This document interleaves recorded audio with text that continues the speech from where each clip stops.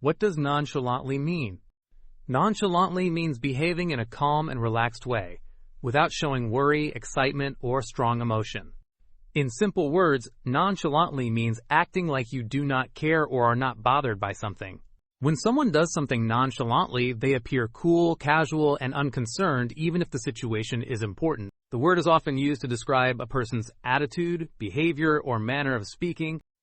For example, if a student walks into an exam room nonchalantly, it means they look relaxed and not nervous. If someone receives surprising news but reacts calmly, they may respond nonchalantly. Nonchalantly does not always mean a person truly does not care. Sometimes people act nonchalantly to hide nervousness or emotions. In movies and stories, confident characters often speak nonchalantly to show confidence or control. Here are some sentence examples. He nonchalantly shrugged and said it was no big deal.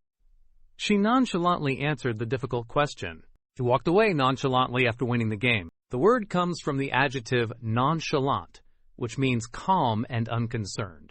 Adding lie makes it an adverb, describing how an action is done. Nonchalantly is commonly used in conversations, storytelling, and descriptive writing.